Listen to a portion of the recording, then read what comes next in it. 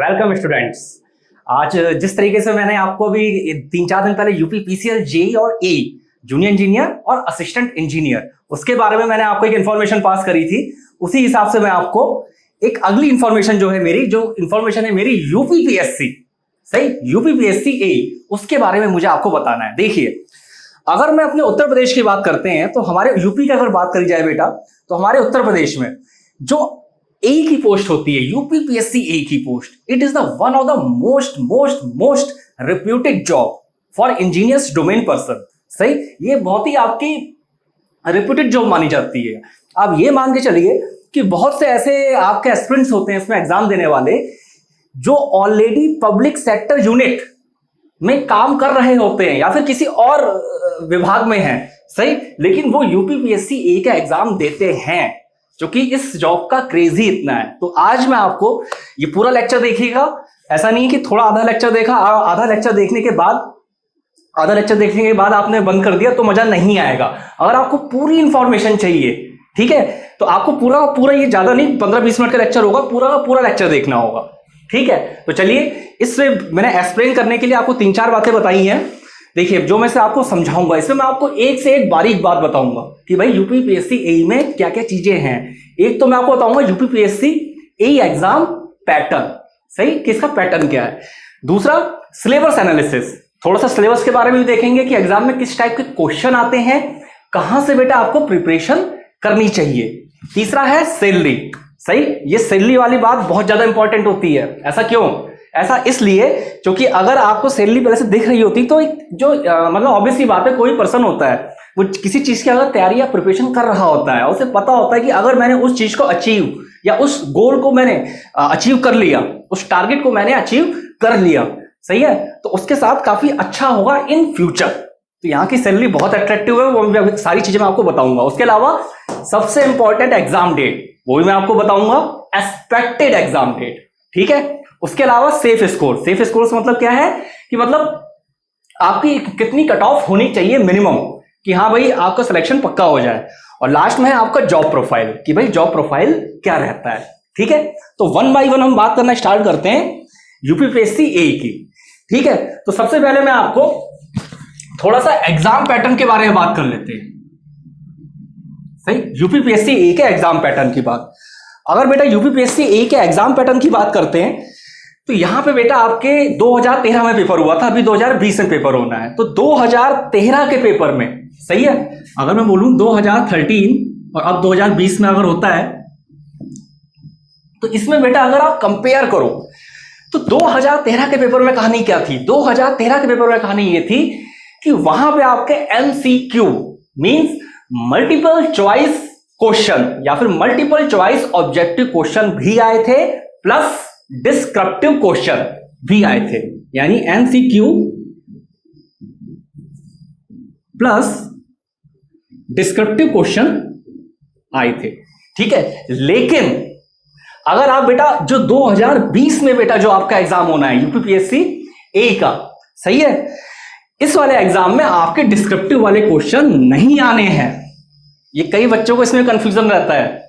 जो इसका आप नोटिफिकेशन देखिएगा, ठीक है, आपको यूपीपीएससी की वेबसाइट पे मिल जाएगा नोटिफिकेशन, या फिर आप मुझे कमेंट बॉक्स में लिख के भेजिएगा तो मैं आपको लिंक शेयर कर दूंगा। अच्छा, एक बात और है, ये जो लेक्चर है बहुत इंपॉर्टेंट इंफॉर्मेशन है, तो इसे आपको शेयर भी करना है, लाइक भी करना है, ठीक है। और जितने ही बच्चे इस लेक्चर को देख रहे हैं, मेरी एक रिक्वेस्ट है, एटलीस्ट एक कमेंट आप जरूर करिएगा कि आपको कैसा लगा, अच्छा लगा। कोई क्वेरी हो तो वो भी आप करिएगा।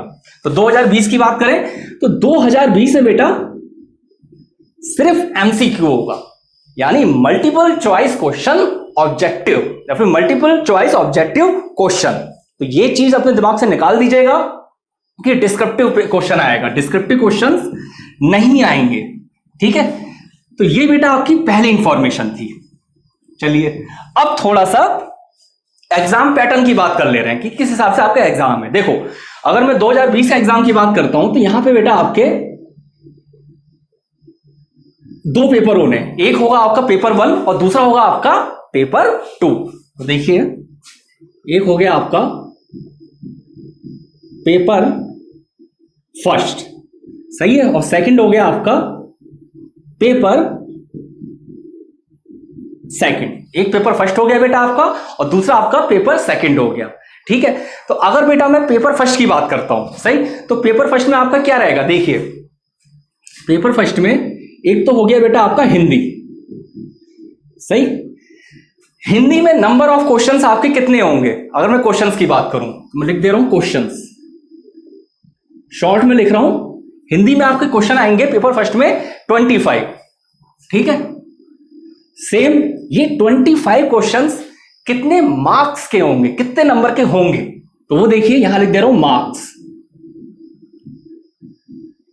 ये होंगे बेटा आपके 75 नंबर के, सही। यानी एक क्वेश्चन आपका कितने नंबर का होगा बेटा, एक क्वेश्चन आपका होगा 3 नंबर का, ठीक है। सेम दूसरे पोर्शन में आपका क्या आना है, दूसरे पोर्शन में आना है आपका टेक्निकल।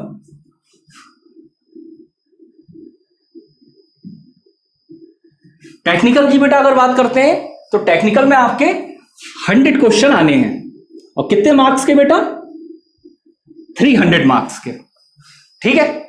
यानी अगर मैं ओवरऑल बात करूं तो पेपर फर्स्ट में कुल मिला के 100, 125 क्वेश्चन आने हैं। और अगर मैं टोटल मार्क्स की बात करता हूं बेटा तो आपके कितने मार्क्स बनेंगे, 375 मार्क्स। तो ये पूरी कहानी बेटा आपकी पेपर फर्स्ट की है, ठीक है। अच्छा, एक बहुत इंपॉर्टेंट इंफॉर्मेशन जो कई बच्चों को नहीं पता होती है, बहुत ज्यादा इंपॉर्टेंट है बेटा, यहां पे आपकी नेगेटिव मार्किंग होती है। तो नेगेटिव मार्किंग ध्यान रखिएगा कि नेगेटिव मार्किंग क्या है आपकी, नेगेटिव मार्किंग आपकी 1/3 होती है, सही, 1/3, सही। तो कहने का सेंस क्या है, कहने का सेंस, कई बच्चों की आदत क्या होती है कि भाई 125 दे रखे हैं और मार्कशीट दे रखी है, सब पे बबलिंग कर दी। ऐसा बिल्कुल नहीं करना है। जब तक आप कॉन्फिडेंट ना हो कि ये मेरा आंसर बिल्कुल करेक्ट है या बिल्कुल सही है, तब तक आपको बबलिंग नहीं करनी है। क्यों, क्योंकि बेटा 1/3 आपकी नेगेटिव मार्किंग है, ठीक है। चलिए पेपर सेकंड की बात कर लेते हैं। पेपर सेकंड में भी आपका क्या है, इसमें आपका आता है GA, जनरल अवेयर। इसमें बेटा आपके कितने क्वेश्चन आते हैं, इसमें भी सेम आपके 25 क्वेश्चन आते हैं, ठीक है, 25। और मार्क्स कितने होंगे आपके, सॉरी, मार्क्स होंगे आपके 75, ठीक है, 75 मार्क्स होंगे। उसके बाद फिर आपका टेक्निकल हो जाएगा, मैं पूरा नहीं लिख रहा हूं, ये भी आपका 100 होगा और ये 300 मार्क्स, और ये आपका 125, 375, 1/3, सही। तो ये, और इसके अलावा तीसरा जब बता रहा हूं इंफॉर्मेशन तो पूरी बता दे रहा हूं, लास्ट में आपका बेटा इंटरव्यू होता है, यूपीपीएससी का है, तो यहां पे आपका इंटरव्यू भी होगा। तो अगर मैं इंटरव्यू की बात करूं तो इंटरव्यू कितने मार्क्स का होता है, इंटरव्यू आपका बेटा 100 मार्क्स का होता है, सही है। ये इंफॉर्मेशन मैं आपको फिर से बताऊं, देखो यूपीपीएससी ए की बात हो रही है, यूपीपीएससी ए की अगर मैं बात कर रहा हूं तो इसका मतलब क्या है बेटा, इसका मतलब है EE, इलेक्ट्रिकल की भी बात हो रही है, और CE मींस सिविल इंजीनियरिंग की भी बात हो रही है, प्लस ME यानी मैकेनिकल इंजीनियरिंग की बात हो रही है। हमारे जैनिक जे स्टडी चैनल पे अगर आप गौर करिएगा तो बीपीएससी के लिए हम कोर्स स्टार्ट कर रहे हैं नॉन टैक वाले पोर्शन के लिए, सही। बीपीएससी यानी बिहार की बात हो रही है ये। तो जो नॉन टैक वाला पोर्शन होगा वो आपका चाहे बीपीएससी हो या फिर आपका यूपीपीएससी हो, सही, दोनों के लिए सेम होगा। सिर्फ और सिर्फ बिहार की बीपीएससी की अगर मैं बात करूंगा तो बीपीएससी में जो बिहार की लोकल इंफॉर्मेशन होगी, सही, जनरल साइंस जो लोकल वाली होगी वो चेंज होगा, यूपी की ऑब्वियस सी बात है वो अलग होगा, सही है। लेकिन उसके अलावा जो और सिलेबस होगा, जो मैं भी आपको पॉइंट बाय पॉइंट एक्सप्लेन करूंगा, वो सारा का सारा सेम होगा। बेसिकली अगर मैं बात करूं, अगर स्टेट पीसीएस की बात करते हैं, state PCS assistant engineer exam के लिए, तो कोई भी आपका state PCS assistant engineer exam हो, चाहे यूपी का हो, चाहे बिहार का हो, चाहे झारखंड का हो, चाहे छत्तीसगढ़ का हो, चाहे राजस्थान का हो, सबका नॉन टेक्निकल पोर्शन सेम रहता है अप्रोक्सीमेट। बस चेंज क्या होता है, उस पर्टिकुलर स्टेट की जो इंफॉर्मेशन होती है वो चेंज होती है, ठीक। तो चलिए एक बार रिपीट कर दे रहा हूं, अगर बेटा यूपीपीएससी बहुत इंपॉर्टेंट एग्जाम है इलेक्ट्रिकल वालों के लिए, सिविल इंजीनियरिंग वालों के लिए और मैकेनिकल इंजीनियरिंग वालों के लिए। यहां पे आपके कितने पेपर हैं? एक पेपर फर्स्ट है, उसमें हिंदी आती है, 25 क्वेश्चन आएंगे बेटा। मार्क्स कितने हैं? मार्क्स होंगे आपके 75, 3 नंबर का क्वेश्चन होगा और 1/3 नेगेटिव मार्किंग होगी। सेम टेक्निकल की बात करें 100 क्वेश्चन आएंगे, मार्क्स कितने होंगे? 300, यानी एक क्वेश्चन कितने नंबर का है बेटा? एक क्वेश्चन है आपका 3 नंबर का और 1/3 नेगेटिव मार्किंग। ये 125 टोटल क्वेश्चन होंगे और ये आपके 375 और 1/3 नेगेटिव मार्किंग। सेम अगर पेपर सेकंड की बात कर लेते हैं, पेपर सेकंड में जीए 25 क्वेश्चन होंगे 75 मार्क्स के, 1/3 बेटा नेगेटिव मार्किंग होगी। टेक्निकल की बात कर लेते हैं, टेक्निकल बेटा आपका 100 क्वेश्चन होंगे, 300 मार्क्स के, 1/3 नेगेटिव मार्किंग होगी। और इंटरव्यू, अगर ये आपकी कट ऑफ क्लियर हो जाती है तो इंटरव्यू आपका कितने मार्क्स का होगा? इंटरव्यू बेटा होगा आपका 100 मार्क्स का। ठीक है, तो ये कुछ इंपॉर्टेंट इंफॉर्मेशन थी। अब इसके बारे में एक दो चीजें और जरा बात को समझने की कोशिश करिए। अगर बेटा मैं बात करता हूं कि इसमें आपकी टाइम ड्यूरेशन क्या होगी, ठीक है, यहां पे किसकी बात हो रही? टाइम ड्यूरेशन की। तो पेपर बेटा जो आपका होगा, अगर मैं चलो इस पेपर की बात करता हूं, तो ये पेपर होगा आपका बेटा 150 मिनट का, सही, 150 मिनट। 150 मिनट का मतलब क्या है? 150 का मिनट का मतलब है 2.5 घंटे। यानी बेटा आपको 150 मिनट में कितने क्वेश्चन अटेम्प्ट करने होंगे? 150 मिनट में आपको 125 क्वेश्चन अटेम्प्ट करने होंगे। यानी एक क्वेश्चन को करने के लिए आपको कितना समय मिलेगा? एक क्वेश्चन को सॉल्व करने के लिए बेटा आपको मिलेगा 1.20 मिनट। सही, एक बार फिर से रिपीट कर रहा हूं, अगर मैं इस पेपर की बेटा बात कर लेता हूं, तो इस पेपर की अगर बेटा बात करी जाए कि कितना टाइम, 150 मिनट का पेपर होगा और 1.20 मिनट पर क्वेश्चन आपको समय मिलेगा। ये डेटा आपको बहुत इंपॉर्टेंट डेटा है, अभी मैं इसे रिलेट कराऊंगा कि ये बात मैंने आपको क्यों बताई। ठीक है, तो ये चीज ध्यान रखिएगा। यूपीपीएससी एई में एक क्वेश्चन को सॉल्व करने के लिए आपको अप्रोक्सीमेटली 1.20 मिनट का टाइम लगेगा या फिर मिलेगा। और ये बहुत इंपॉर्टेंट पॉइंट है, अभी मैं इसे रिलेट कराऊंगा कि ये पॉइंट आपके लिए क्यों इंपॉर्टेंट है। और देखो, ये वीडियोस जो हम बना रहे हैं जेनिक स्टडी पे, ये मेजर हमारा वीडियो बनाने का मेजर कंसर्न क्या है कि बच्चों के साथ कहानी क्या है, कोरोना चल रहा है, दुनिया जहां की टीवी देख रहे हैं वो, सही, और डिप्रेशन में कि यहां इतने लोग मर गए, सही है, वो सारी बातें सही है, बहुत दुख खबरी है वो, मतलब सबको इमोशंस रहते हैं। लेकिन बेटा आप लोग स्टूडेंट हो, सही है, ठीक है, वो सारी बातें अपनी जगह सही, लेकिन आपका मेन फोकस अपनी पढ़ाई पे होना चाहिए। आप मुझे कमेंट सेक्शन में कमेंट करके बताइएगा कि कैसा आपको इन्फॉर्मेशन लगी और आपको क्या एडिशनल इन्फॉर्मेशन चाहिए। जितने बच्चे, जितने स्टूडेंट से वीडियो देख रहे हैं, सबके लिए कंपलसरी कंडीशन है कि उन्हें आप कुछ ना कुछ कमेंट करना है कि कैसा वीडियो लगा, क्या इन्फॉर्मेशन चाहिए। वीडियो को शेयर भी करिएगा। खैर चलिए, तो अब मेरे ख्याल से एग्जाम पैटर्न आपको बिल्कुल क्लियर हो गया होगा। ठीक है, थोड़ी सी अब मैं बात कर लेता हूं एग्जाम पैटर्न की। अगर बात करते हैं तो थोड़ी सी एग्जाम पैटर्न में बात कर लेता हूं कि कहां से क्वेश्चंस आपके आते हैं। तो चलिए पहले पेपर 1 की बात करते हैं। P1, P1 का मतलब सिलेबस एनालिसिस, सही, थोड़ी सी सिलेबस एनालिसिस देख लेते हैं। अगर बेटा सिलेबस एनालिसिस देखते हैं तो हिंदी, मैंने बताया था हिंदी के 25 क्वेश्चन आते हैं। ठीक है, हिंदी, तो हिंदी में देखिए बेटा, हिंदी में कहानी क्या है, 25 क्वेश्चंस। ठीक है, मार्क्स कितने थे? 75 मार्क्स, 1/3 नेगेटिव मार्किंग। तो अब हिंदी की तैयारी कैसे करी जाएगी? अगर मैं हिंदी की बात करूं तो हिंदी के 25 क्वेश्चंस में आपको कहां से आपको कवर करने होंगे। तो देखिए यहां पे जो आपकी चीज आती है, जो टॉपिक आता है, अगर हिंदी की बात करी जाए, संज्ञा, सही, सर्वनाम, सही, उसके अलावा अनेकार्थी शब्द,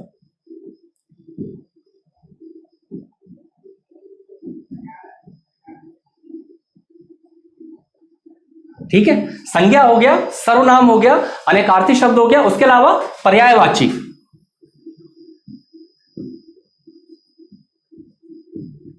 उसके अलावा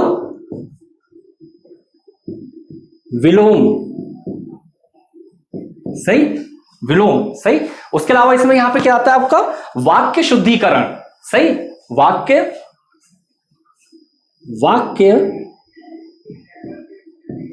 शुद्धिकरण, उसके अलावा आपका आता है उपसर्ग, ठीक है।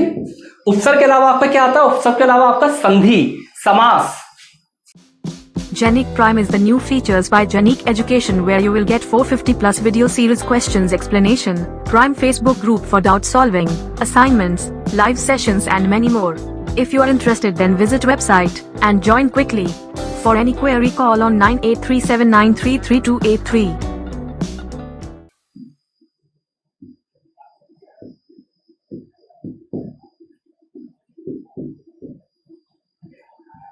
ठीक, तो ये आपका और भी टॉपिक आते हैं, मैं मना नहीं कर रहा हूं, ये मैंने मेजर टॉपिक लिखे हैं, ठीक है। संज्ञा हो गया, सर्वनाम हो गया, अनेकार्थी शब्द हो गए, पर्यायवाची हो गए, विलोम हो गया बेटा, वाक्य शुद्धिकरण, उपसर्ग, समास, संधि, ठीक है।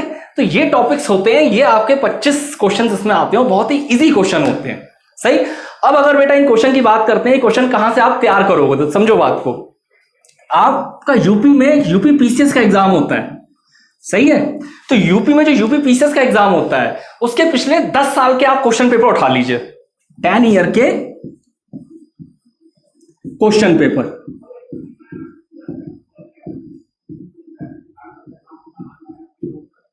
ठीक है। 10 ईयर के आप क्वेश्चन पेपर उठा लीजिए, सही। और वहां आपके जो हिंदी के क्वेश्चंस आए हुए हैं उन सारे क्वेश्चंस की प्रैक्टिस करिए। बेसिकली ये जो आपकी हिंदी आती है ये सिंपल आपकी 10th लेवल की आती है।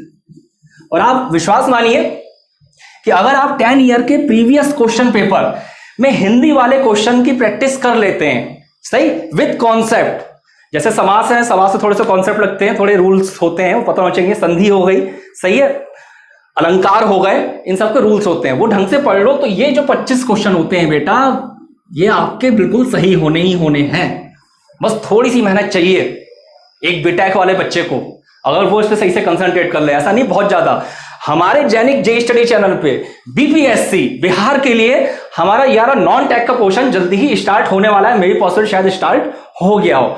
वहां पे जो आपको हिंदी पढ़ाई जाएगी वो बेटा वैलिड होगी यूपीपीएससी ए एग्जाम के लिए, ठीक है।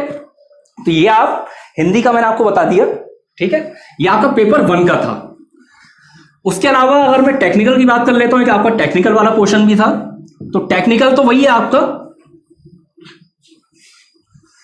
जो जनरली आपका किसी भी कॉम्पिटिटिव एग्जाम में आता है। देखिए अगर मैं टेक्निकल की बात करूं, टेक्निकल इतना डिटेल में नहीं जा रहा हूं, ऐसे मुंह जानी बता दे रहा हूं कि टेक्निकल में अगर इलेक्ट्रिकल की बात कर लूं, मेरा नाम सुमित शर्मा है, मैं इलेक्ट्रिकल से बिलोंग कर रहा हूं, तो इलेक्ट्रिकल की अगर बात कर लेते हैं तो इलेक्ट्रिकल में बेटा आपका मशीन हो गया, सही। अगर बेटा मशीन की बात करें तो मशीन में क्या बेसिक कॉन्सेप्ट होगा, उसके अलावा ट्रांसफार्मर हो गया, उसके अलावा डीसी मशीन हो गया, डीसी मशीन के अलावा इंडक्शन मशीन हो गया, इंडक्शन मशीन के अलावा सिंक्रोनस मशीन हो गया। अब अगर मैं डीसी मशीन की बात कर रहा हूं तो ऑब्वियस सी बात है डीसी मोटर भी होगा, डीसी जनरेटर भी होगा। सेम उसी तरीके से अगर मैं इंडक्शन मशीन की बात कर रहा हूं तो ऑब्वियस सी बात है इंडक्शन मोटर भी होगा और इंडक्शन जनरेटर भी होगा। इंडक्शन जनरेटर छोटा सा पार्ट होता है, ठीक है। उसके अलावा सिंक्रोनस मशीन की बात कर रहे हैं तो सिंक्रोनस मोटर भी होगा और अल्टरनेटर भी होगा, सही है। और लास्ट में आपका स्पेशल मशीन तो है। स्पेशल मशीन का मतलब रिलक्टेंस मोटर हो गया, फ्रैक्शनल किलोवाट मोटर हो गया, हिस्टेरेसिस मोटर हो गया, रिलक्टेंस मोटर हो गया, सही, ये स्टेपर मोटर हो गया। तो ये आपका मशीन का हो गया। सेम अगर उसी तरीके से अगर मैं पावर सिस्टम की बात करूं तो पावर सिस्टम तो आपका काफी बड़ा ब्रॉड सब्जेक्ट है। तो आपका जनरेशन हो गया, ट्रांसमिशन हो गया, सही है, डिस्ट्रीब्यूशन हो गया, पावर सिस्टम एनालिसिस हो गया। यहां पे power system analysis important part है। उसके अलावा अगर बात करा जाए आपका स्विच गियर प्रोटेक्शन हो गया। सेम अगर बेटा बेसिक इलेक्ट्रिकल की बात कर ले रहे हैं तो बेसिक इलेक्ट्रिकल में बेटा क्या कहानी बनेगी, नेटवर्क भी इसी में इंक्लूड कर दे रहा हूं। आपकी सारी एसी वाली थ्योरम हो गई, आपकी डीसी वाली थ्योरम हो गई कि भाई सुपरपोजिशन थ्योरम हो गया, थेवेनिन थ्योरम हो गया, नॉर्टन थ्योरम्स हो गया, मैक्सिमम पावर थ्योरम हो गया, सही, सारी थ्योरम्स आ गई। उसके अलावा केसीएल हो गया, केवीएल हो गया, मैग्नेटिक सर्किट हो गया, रेजोनेंस कंडीशंस हो गई, ये सारे टॉपिक डिटेल में। उसके अलावा यहां यूपीपीएससी ए की बात करेंगे तो कंट्रोल सिस्टम भी आपका इंक्लूड रहेगा और पावर इलेक्ट्रॉनिक्स भी इंक्लूड रहेगा, ठीक है। ये अभी मैं इस चीज का जो हम लोग अपना कोर्स प्रोवाइड कर रहे हैं उससे भी थोड़ा सा कंपैरिजन कराऊंगा, सही। तो ये आपका पूरा टेक्निकल हो गया, ठीक है। कट ऑफ की बात कर लेते हैं, सेफ स्कोर। चलिए तो अगर कट ऑफ की बात करते हैं, कट ऑफ की अगर आप बात करते हो तो कट ऑफ लगभग आपका मैंने कितने नंबर का बताया था, मैंने आपको 375 बताया था। तो अगर मैं 2013 के अकॉर्डिंग बोलूं तो cut off 190 plus out of 375 यानी 375 में बेटा 190 प्लस मार्क्स आपको लाने ही पड़ेंगे। सही। और एक चीज और याद रखिएगा, इसमें आपकी इंडिविजुअल कट ऑफ भी होती है। ऐसा नहीं है कि हिंदी का आपने क्लियर कर लिया without cut off, sorry Hindi का आपका नहीं क्लियर हुआ, टेक्निकल क्लियर हो गया, तब भी आपकी कट ऑफ क्लियर नहीं होगी। इंडिविजुअल कट ऑफ होती है, हिंदी की आपको अलग कट ऑफ क्लियर करनी पड़ेगी और टेक्निकल की आपको अलग कट ऑफ क्लियर करनी पड़ेगी। 190 प्लस, और ये 190 प्लस आपको लग रहा होगा कि नंबर एक कम है, लेकिन बेटा बहुत नंबर होते हैं। क्यों, समझो बात को। यहां पर बेटा आपकी नेगेटिव मार्केटिंग है, वो मार्किंग है। सही। नेगेटिव मार्किंग का बहुत फर्क पड़ता है। नेगेटिव मार्किंग आप ये मान के चलो कि क्वेश्चन जो डिजाइन होता है उसमें चारों ऑप्शन ऐसे होते हैं ना कि बेटा बच्चा अगर गलत भी सॉल्व कर रहा होता है तब भी जो उसका आंसर आ रहा होता है वो उस ऑप्शन में अवेलेबल होता है। वो टिक लगा के खुश हो जाता है कि भाई मैंने जो सॉल्व करा वो ऑप्शन में था, मेरा आंसर सही है। और कई बार ऐसा होता है कि वो क्वेश्चन गलत हो जाता है। तो बेटा टेस्ट सीरीज आपको जरूर जरूर जरूर ज्वाइन करनी है, चाहे जैनिक की ज्वाइन करो या किसी और कंपनी की ज्वाइन करो, वो एक अलग मुद्दा है। सही। लेकिन test series, practice makes a man perfect. जितनी ज्यादा प्रैक्टिस करोगे उतना ही ज्यादा परफेक्ट बनोगे। चलो थोड़ा सा पेपर 2 की बात कर ले रहे हैं। पेपर 2 में बेटा मैंने आपको बताया था टेक्निकल तो वही रहेगा, मैं जीए वाली बात तो थोड़ा सा कंसंट्रेट कर ले रहा हूं। जनरल अवेयरनेस थी। सही। जनरल अवेयरनेस में आपके 25 क्वेश्चंस थे। सही। 25 क्वेश्चन और 75 मार्क्स। ठीक है, 25 क्वेश्चन और 75 मार्क्स। तो अगर मैं जेई की बात करता हूं तो जेई में आपका क्या क्या आता है, देखिए जेई में आपको पहले आता है CA. CA means current affair. Current affair से मतलब क्या है कि पिछले रिसेंट 6 महीने की जो आपकी करंट अफेयर है वो आपको अच्छी तरीके से पढ़ी हुई होनी चाहिए। उसके अलावा क्या आता है आपका जीएस, जनरल स्टडी या जनरल साइंस। सही, मैं फुल फॉर्म में लिख रहा हूं जीएस। जीएस आपको पढ़नी पड़ेगी। उसके अलावा ईएस, ईएस मतलब इन्वायरमेंटल साइंस। इन्वायरमेंटल, राइटिंग थोड़ी मैं अच्छी नहीं लिख रहा हूं लेकिन कोई बात नहीं, भावनाओं को समझिए। Environmental science. ठीक। उसके अलावा आपका क्या आएगा, इंडियन पॉलिटी।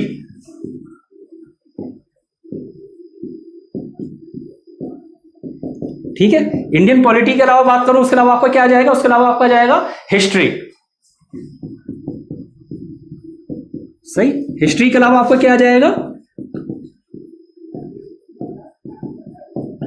जियोग्राफी। सही, जियोग्राफी आ जाएगा। उसके अलावा आपका इकोनॉमी। इकोनॉमी के अलावा बेटा आपका क्या आएगा, स्पोर्ट्स एंड अवार्ड।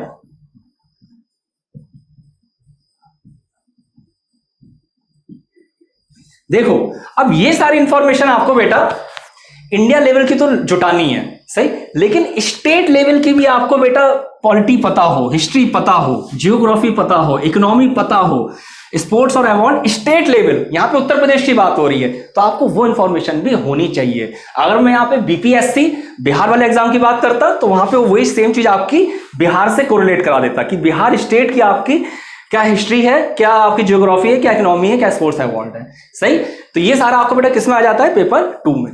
ठीक है, तो ये आपका पेपर 2 हो गया। टेक्निकल आपका वही रहेगा।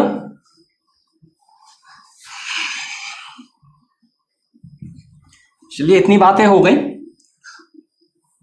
अब एक चीज और देख लेते हैं। यहां पर देखिए, यहां पर मैंने आपको यूपीपीएससी एई एग्जाम पैटर्न पूरा समझाया डिटेल में। यहां आपको कोई भी कंफ्यूजन नहीं होना चाहिए।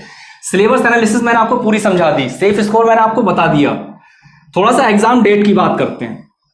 अगर बेटा मैं एग्जाम डेट की बात करता हूं तो एग्जाम डेट में क्या कहानी है। अगर बेटा एग्जाम डेट की बात करते हैं तो एग्जाम डेट में बेटा यह है कि 4 मई को आपका एक नोटिफिकेशन आया था यूपीपीएससी की तरफ से। उस नोटिफिकेशन में क्या कहा गया था, उस नोटिफिकेशन में यह कहा गया था कि आपका जो यूपीपीएससी 07/06/2020। सही। इस नोटिफिकेशन में क्या गया था कि आपका जो यूपीपीएससी ए का एग्जाम है वो आपका जो 7 जून 2020 को प्रस्तावित था उसे पोस्टपोन किया जा रहा है। यानी अब इस डेट को एग्जाम नहीं हो रहा है। रीजन क्या दिया गया है? रीजन ये दिया गया था कि अभी कोरोना चल रहा है, ऑब्वियसली बात है कोरोना चल ही रहा है, तो उसकी वजह से इस एग्जाम को पोस्टपोन करा जा रहा है। आज की डेट में जब मैं आपको लेक्चर बना रहा हूं तो अब हमें यही पता होना चाहिए एक्सपेक्टेड डेट बेटा क्या होगी। तो अगर आज की डेट में मैं आपको लेक्चर बना रहा हूं तो आज की डेट में मान के चलिए कि 31 जून तक तो, या फिर 30 जून जो भी है, आपका अनलॉक वाला फेज चलेगा। सही है, यानी 30 जून तक तो होना नहीं है। दूसरा, यूपीपीएससी ने क्या बोला है, हम एग्जाम होने से मिनिमम 1 मंथ बिफोर स्टूडेंट्स को इन्फॉर्म करेंगे। सही, यानी 1 महीने का टाइम चाहिए। तो अगर आप वर्स्ट कंडीशन में मानो तो देखो 30 जून तक तो आपका एग्जाम होना नहीं है। सही है, मोस्ट प्रोबेबली मान लो जिस हिसाब से कोरोना चल रहा है, ये सारी अनऑफिशियली बातें बता रहा हूं, सही, on the basis of the prediction, जिस हिसाब से कोरोना चल रहा है मुझे नहीं लगता जुलाई अगस्त में कुछ होना है। सही, जो प्रिडिक्शन है, तो अगस्त तक भी कुछ नहीं होना है। तो बेटा आपका ये जो एग्जाम होना है कम से कम आपका अक्टूबर या नवंबर के समय में ही पॉसिबल है। हाँ, लेकिन अच्छा एक बात याद रखिएगा, इस समय जो हमारी यूपी की गवर्नमेंट है उसे बहुत ज्यादा रिक्वायरमेंट है यूपीपीएससी ए की पोस्ट की। मतलब जो बच्चे एग्जाम निकालेंगे उस मैन पावर की बहुत ज्यादा रिक्वायरमेंट आज की डेट में है। जैसे यूपीपीसीएल में मैंने आपको बोला था कि श्रीकांत शर्मा जी जो हमारे एनर्जी मिनिस्टर हैं, ठीक है, उन्होंने अपना स्टेटमेंट दे दिया कि भाई हमने पोस्ट निकालने के लिए बोल दिया गया है और जल्दी ऑफिशियल नोटिफिकेशन आएगा, क्योंकि यूपीपीसीएल में भी आपको बहुत ज्यादा रिक्वायरमेंट है हमारी यूपी गवर्नमेंट को। सेम अगर मैं यूपीपीएससी ए की बात करूं तो यूपीपीएससी ए के एग्जाम में भी आपकी रिक्वायरमेंट है हमारी गवर्नमेंट को इन इंजीनियर्स की। तो मोस्ट प्रोबेबली अक्टूबर नवंबर में आपका एग्जाम होना चाहिए।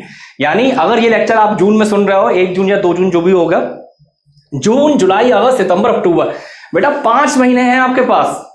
सही, आपकी किस्मत आपके हाथ में ही है। 5 महीने में आप, अगर किसी बच्चे ने अभी भी सिंसियर नहीं हुआ हो, बेटा आज की डेट में भी सिंसियर हो जाएगा ना, मैं लिख के कह रहा हूं, सिलेक्शन हो सकता है।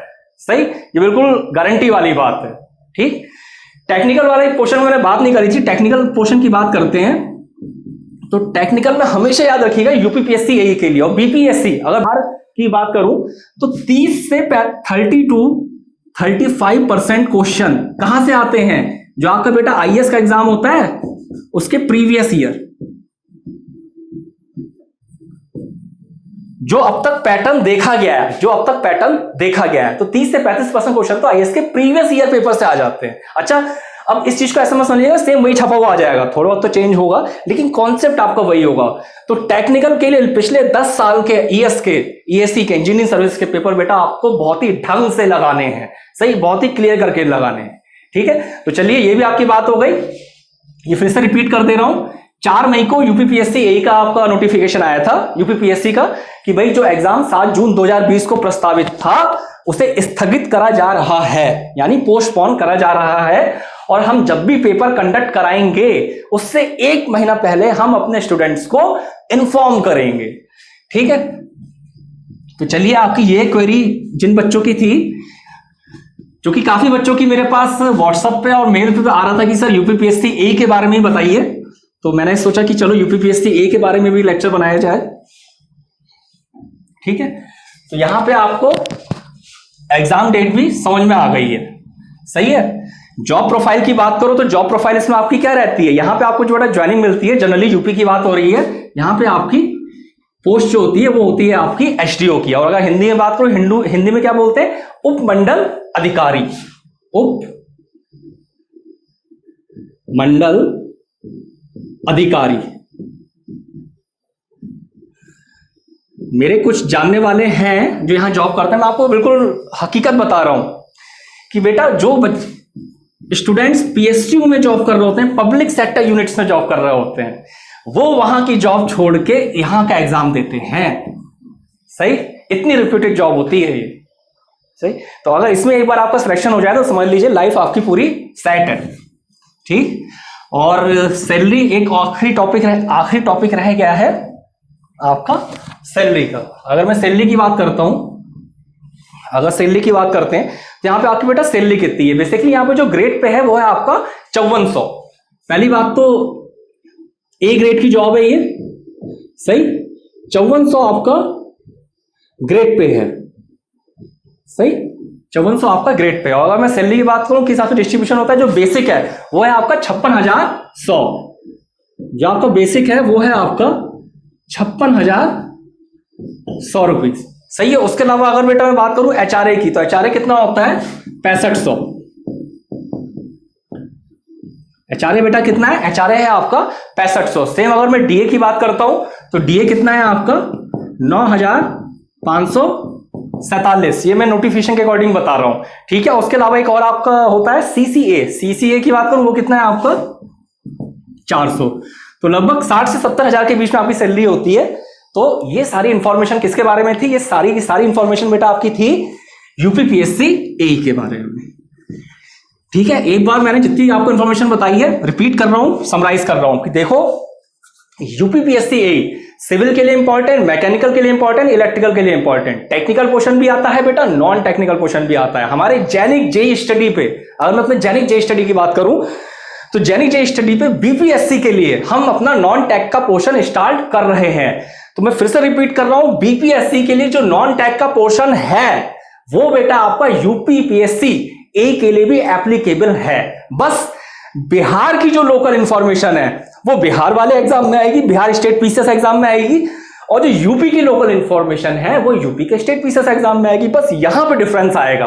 हिंदी की बात करूं, GA की बात करूं, करंट अफेयर की बात करूं, वो सारा सब कुछ सेम है। टेक्निकल की बात करूं वो सारा कुछ सेम है, ठीक। तो ये सारी आपकी इंफॉर्मेशन किसके बारे में थी, UPPSC AE के बारे में। थोड़ा सा अपने जैनिक JEE स्टडी का बता दे रहा हूं कि हमारे जैनिक JEE स्टडी पे जिन बच्चों को टेक्निकल तैयारी करनी है, मेरा नाम सुमित कुमार शर्मा है, मेरी 5000 ऑब्जेक्टिव क्वेश्चन सीरीज चल रही है, आप उसे ज्वाइन कर सकते हो। अगर आप 5000 ऑब्जेक्टिव क्वेश्चन लगा लोगे तो मैं आपको लिख के गारंटी दे रहा हूं कि आपके लिए बहुत बेनिफिशियल होगा। उसके अलावा आप हमारे चैनल पे आओ तो मैं तो पढ़ा ही रहा हूं, पावर सिस्टम के लेक्चर भी चल रहे हैं मेरे, उसके अलावा मशीन के लेक्चर भी जल्दी आएंगे, 5000 ऑब्जेक्टिव क्वेश्चन सीरीज भी चल रही है। उसके अलावा हमारा एक फेसबुक पेज भी है, उसे भी आप ज्वाइन कर सकते हो। जो भी आपके डाउट है आप वहां पे हमसे शेयर कर सकते हो। उसके अलावा मुकेश सर के बेसिक इलेक्ट्रिकल के लेक्चर पढ़े हैं, मेजरमेंट के लेक्चर पढ़े हैं, प्लस अगर मैं आनंद सर की बात करूं तो आनंद सर के भी कंट्रोल सिस्टम के लेक्चर चल रहे हैं। और उसके अलावा अगर मैं बात करूं सिविल मैकेनिकल में तो वहां भी आपके 1-2 सब्जेक्ट चल रहे हैं। तो आप हमारा चैनल ज्वाइन करो, शेयर करो, कोई भी दिक्कत हो बताओ। एक चीज और, SSC JEE का हमारा कोर्स है, वो इस समय प्रोडक्ट हमारा काफी सेल हो रहा है, बच्चों की काफी डिमांड है। तो अगर आप वो भी बाय करना चाहो तो आप वो पेड कोर्स ही हमारा बाय कर सकते हो। उसमें Sumit sir 10 SUMITSIR10 Sumit sir 10 अगर आप कूपन कोड अप्लाई करोगे तो 10% बेटा आपको एक्स्ट्रा डिस्काउंट मिल जाएगा, ठीक। एक लास्ट बात, किसी बच्चे की बेटा कोई भी क्वेरी हो, किसी भी एग्जाम के रिगार्डिंग क्वेरी हो, सही, मुझे आप कमेंट में लिख के बताएगा। जितने ही बच्चों ने वीडियो देखा है, मैं सबसे चाहता हूं हर एक बच्चा इस वीडियो को शेयर करे, लाइक करे और कमेंट में लिख के बताए कि क्या उसकी क्वेरी है। क्वेरी नहीं है तब भी वो नॉर्मल कमेंट मुझे जरूर चाहिए, ठीक। चलिए बेटा, thank you, best of luck.